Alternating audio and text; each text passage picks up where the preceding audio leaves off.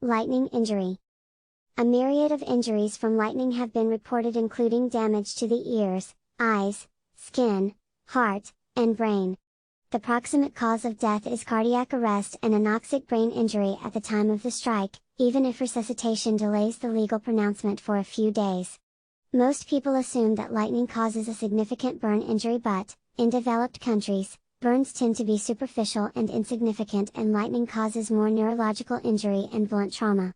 At the time of the strike, injured persons often suffer paralysis, a paralytic state lasting minutes to hours with loss of sensation affecting the lower limbs more than the upper limbs.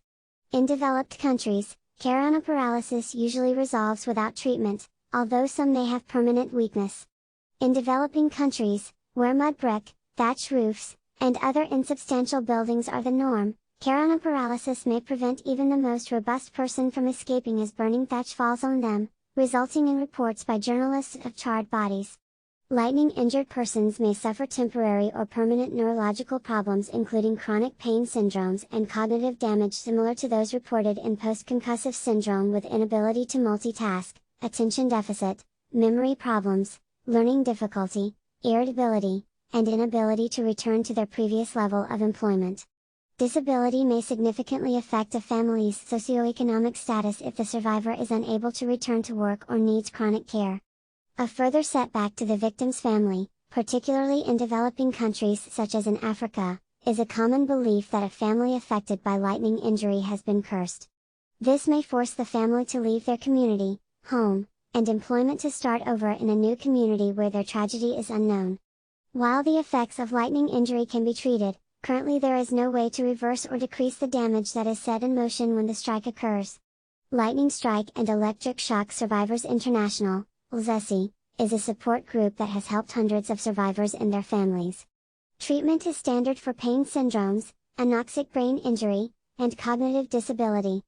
Unfortunately, this type of care is expensive and seldom available in developing countries.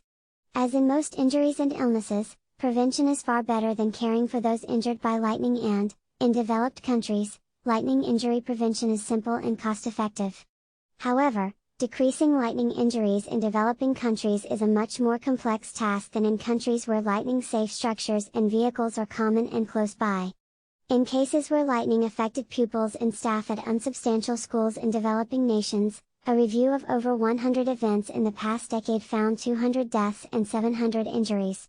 These events occurred most often in primary and high schools, with many situations involving dozens of children per event. Partially in response to such events, the African Center for Lightning and Electromagnetics Network, www.aclnet.org, was established in 2013. The confluence of lightning frequency, personal vulnerability at work, school, and home in less developed countries in Africa, as well as in Southeast Asia, makes this a timely endeavor.